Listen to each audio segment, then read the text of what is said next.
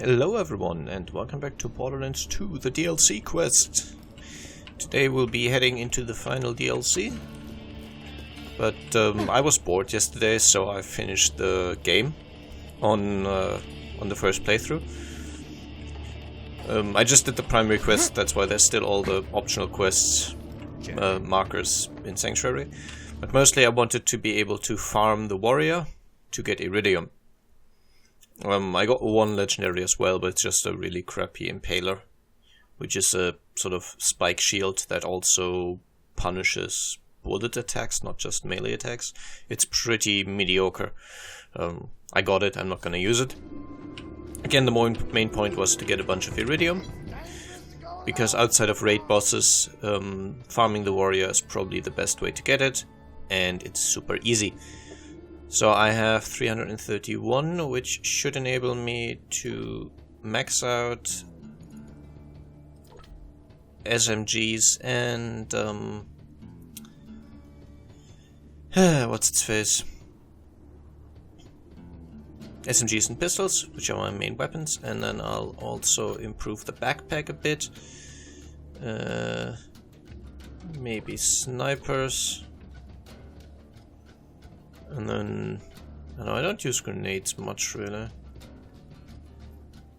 But neither do I use snipers, so let's just go with that. And then I'll spend, I don't know, the rest on shotguns. Not that I ever used them, but, you know, might as well. Alright. Don't you hurry back! And I should change my equipment loadout again. I don't think I really want a Fremington's Edge at this stage. Let's go with this Sandhawk and the fire one. Herald and... well, why not?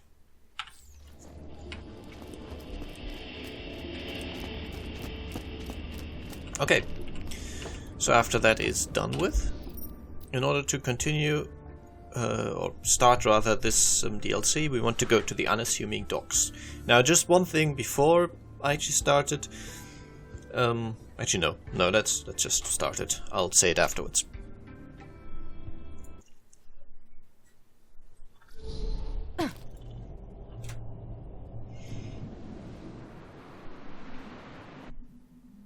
Once upon a time, the Vault Hunters played a game. The world is on the brink of going boom boom. This is our most desperate hour. Unless we make a stand here and now, we're gonna die. Now. Roll for initiative! What's initiative? It says which order we attack in. I punched the initiative. What's going on? I wasn't paying attention. Tina, why don't you start over? Welcome, fine ladies, to your first session of the most coolest game in the world, Bunkers and Badasses! As your bunker master, I will be spinning today's tale of fantasy and... Wait, why the hell are we playing this kids game? Oh, you know, maybe because... Shut the hell up, Morty! Tina? She's right, though. Shut up. Well, our vault hunting buddies beat the slamma-jamma out of that Hyperion informant downstairs. I thought we could play a game. Now, pick your characters. You got the Necromancer, the Commando, the Siren... Siren. Dibs. My siren's name is Brick, and she is the prettiest. Tina, why don't we just start now and figure that out later? Come on, girl. You know we gotta wait for Roland before we start.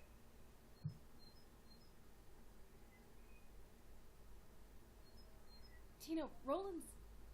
You know Roland's not coming, right? He's not here anymore. Yeah, he's probably running late or something. We'll just start now. So, like I said... roll for initiative, suckers!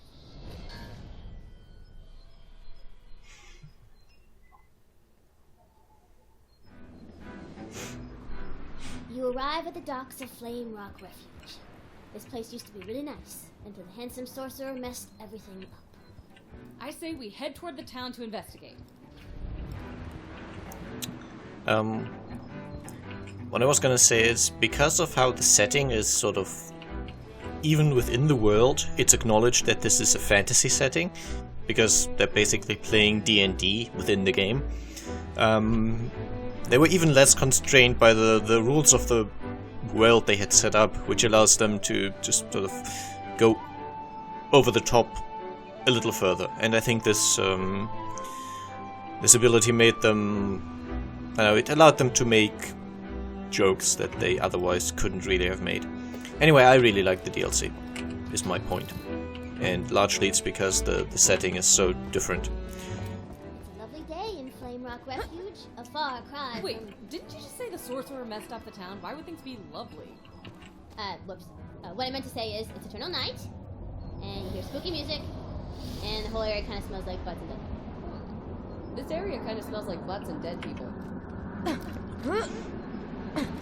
And again, I'm not sure to which extent, but the responses by the Vault Hunters depend on which one you've chosen. So, for example, the area smells of butts and dead people that Maya just said. If you play a 0, for example, he'd say it as a haiku and stuff like that. Skellimans. They start shooting at you.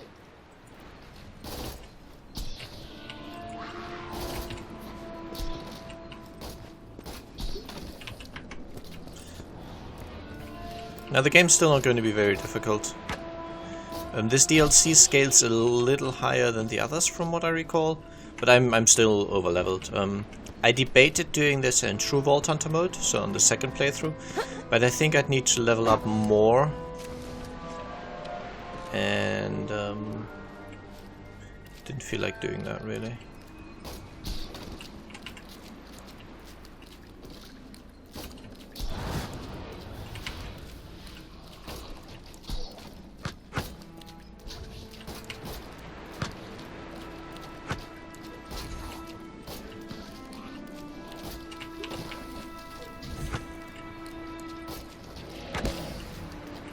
This will hurt.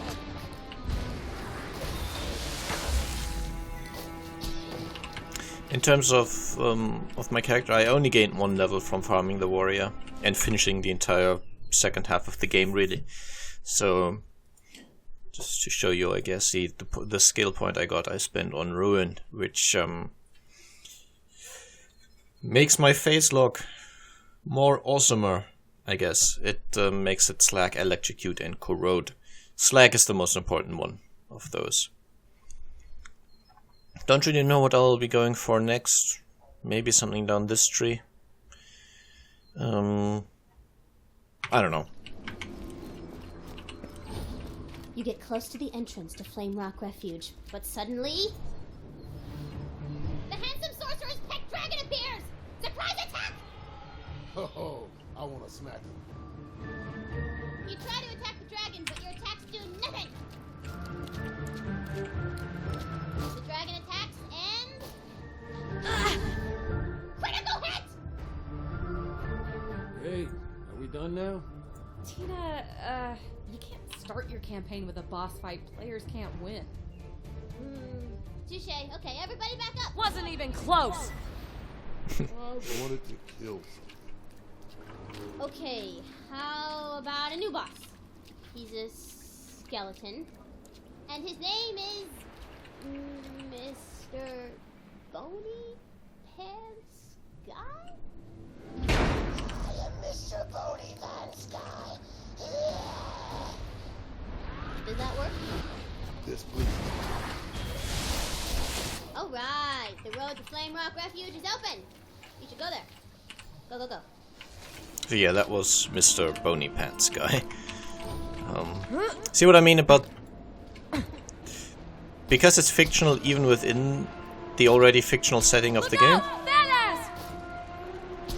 they can do some cool stuff. That's my point.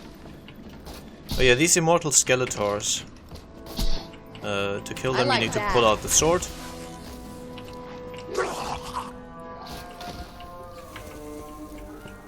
Otherwise they will get back up after a while. So walk up to them, pull it out. I'm not sure if you can pull it out before having brought their health down.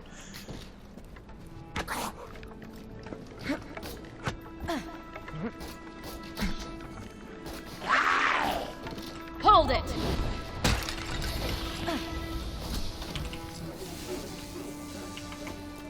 But you definitely can pull it out after you got their health down.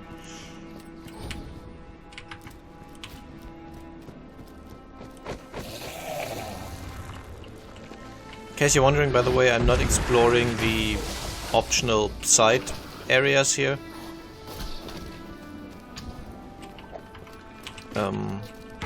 Because there will be quests later on that lead me there anyway. And I'll have plenty of opportunity to explore then. Yeah, the skeletons are pretty resistant to damage overall. As you can tell. So even though I am still overpowered and it's still not very difficult, I'll definitely have to play a little more carefully than I did throughout the Headhunter DLCs, for example.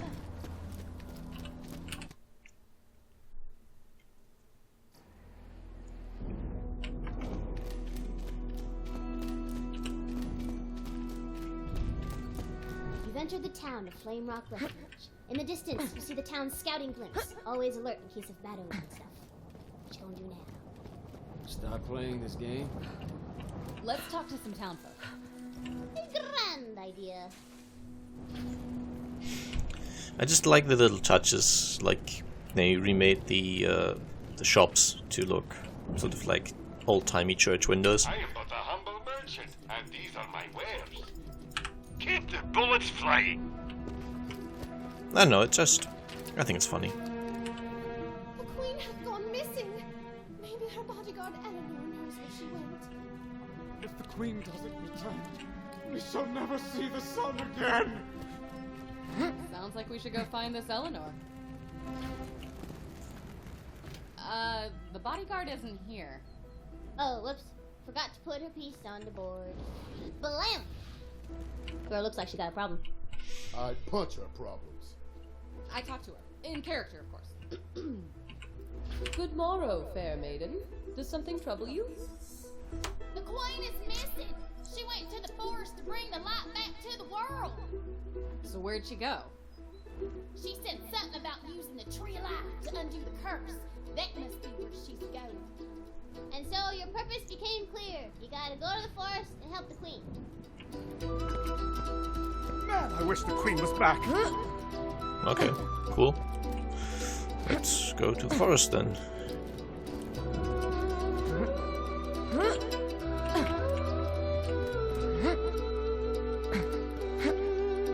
Nobody's technically allowed in the forest since the world went dark, but the gatekeeper's a real pushover. Just tell him I sent you. Stop!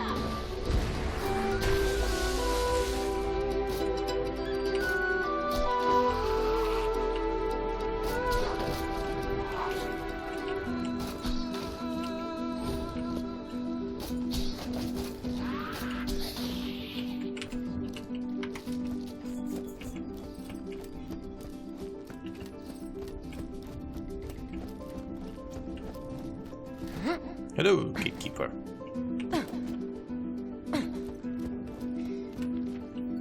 Yes, the Queen went into the forest. It's too dangerous to go alone. I shall accompany you. Just 1 second, then. Whoop, time out. I gotta take this. This Tina. It's Mr. Tor! Tina! Put me in the game! Okay, the gatekeeper is now Mr. Tor. Woo! Well, to say you so I'm a gatekeeper, huh? In that case, you gotta prove your badassitude. Ask me. First task, blow up the village's scouting glimpse with the fire curtain. Because reasons! Okay, cool.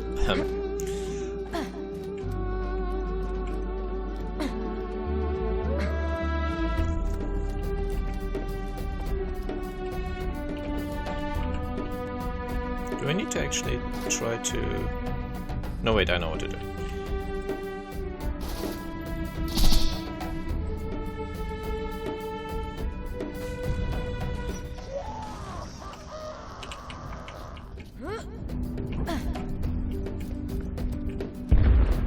This right here, by the way, this is not something good people do.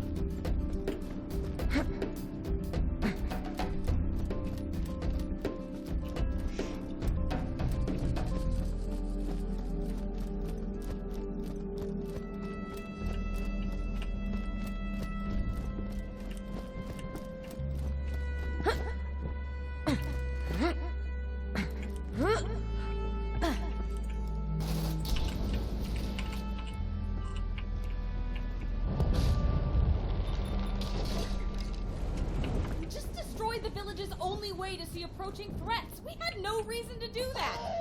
Find any good loot. Alright, badass task 2. Go to the town tavern. Okay, well, there is a quest marker. Let's go to the quest marker. Wait, this town doesn't have a tavern. Okay, you're at the tavern. Grog and Girls. Very imaginative title, of course. Our owner has a problem. Talk to her. Hey, baby. Hey, I'm hung like a vault monster. These idiots can't take a hint. Could you throw them out for me? Don't be afraid to get rough. Hey, baby. I'm hung like a vault monster. Thanks, sugar. Oh, come on, all right. I'm sorry. I'll never say nothing douchey again, I promise. Bitch! That is unacceptable. Chase him down. Punch him so hard he explodes. This is a lot more fun if you're co-oping, by the way, because you can sort of lead him one way and your partner can sort of block him off. Because he runs as fast as you. The only time to really catch up is when he pauses for breath. Like you see, he runs slower than you, unless you catch up, and then he runs fast again. So the only time you can catch up to him is when he's pausing for breath. Like you will in a second.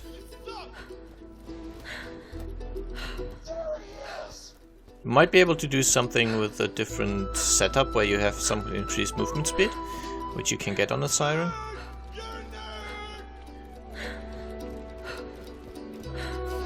Yeah, he can't maintain this speed basically, and when he's in a slower pace you can kinda catch up.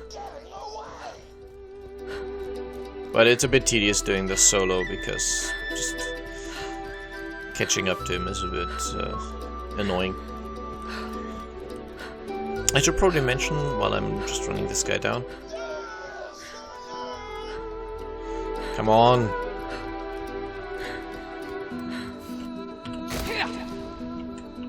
Okay. Tina, this makes no sense. Torg is ruining your campaign. I'm having fun. Well done. You're now badass enough to survive the forest. Okay, cool. Yeah, there are slot machines in the bar, in the tavern, which run on iridium instead of money. Consequently, the rewards are potentially better. The main thing is that if you are playing in a group of, I think at least 3 people, definitely in a group of 4 people, because of the way iridium is distributed, it's not shared out. If you pick up a chunk of iridium in a multiplayer game, everyone gets the chunk. So if you're playing by yourself, then on average you're going to lose iridium on those slot machines. But if you're in a large enough party, I think 3 is enough, 4 is definitely enough. Then because essentially any iridium you get is multiplied by 4, you actually make a net gain. So you can basically gamble there for free, or rather, you make a profit from gambling. Unlike in real life, where gambling is always a loss. On average. This position is really uncomfortable. New mission. I want you to blow up the ocean. Can you please get him out of our way? Alright, fair enough. Okay, Mr. Torg, I banish you to the stocks. Awesome! Anyway, I'm called Davlin the Gatekeeper. I shall open the way to the forest. You will not survive the horrors of the forest on your own.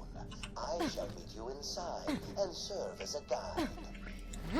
Yes, but before that we are going to grab all the side quests. Generally speaking, I will be doing all the side quests in this DLC. At least off the top of my head, I can't think of any that are annoying or boring. If I come across one that I remember wasn't great, I'm not gonna do it. But again, off the top of my head, I can't remember any. You see Sir Reginald von Bartlesby, aristocrat and riddlemeister. If you can solve one of his brain teasers, you'll get a reward. Well met, adventurers. I have a riddle for you. I am everyone and no one. Everywhere, nowhere.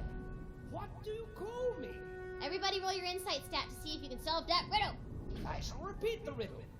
I am everyone and no one. Everywhere. Rick, don't slam your dice onto the board. You broke Tina's figurine. Whoops. You won. Yay.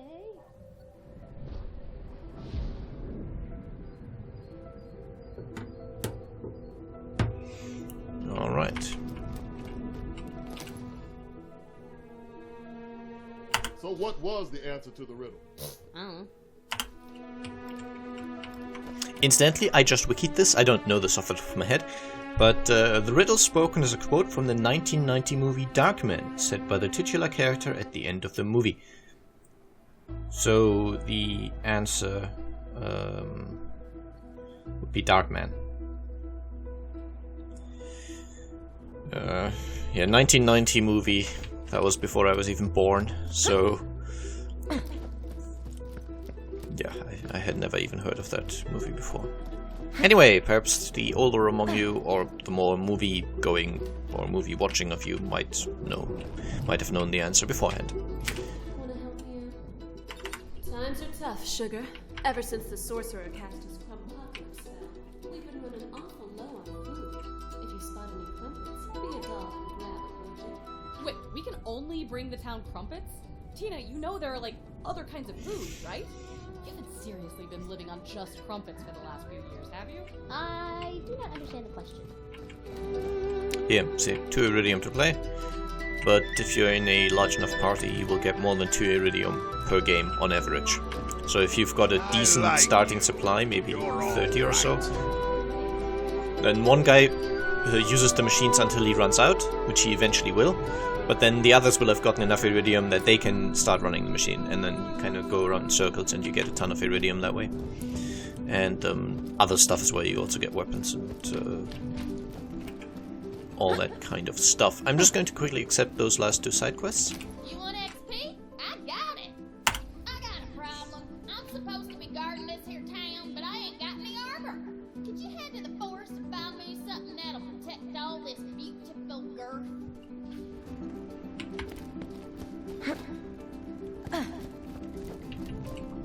Get up! All right, I got the sweetest quest for you. First, Torg, why are you even playing? We all know you aren't actually interested in nerdy stuff, muscle boy. what? I can't like deep stuff just because I take care of my body. Discrimination! Can we get rid of this phony already? Ladies! I have an idea. Adventurers, you must find the 3 hidden questions of true gigginess. Torg, if you can answer my nerdy questions 3, then a part of this game you shall be. Okay, but this is enough for the first time. I think this gave you a good idea of what this DLC is going to be like. I hope you enjoyed it, and I'll see you again soon. Bye bye!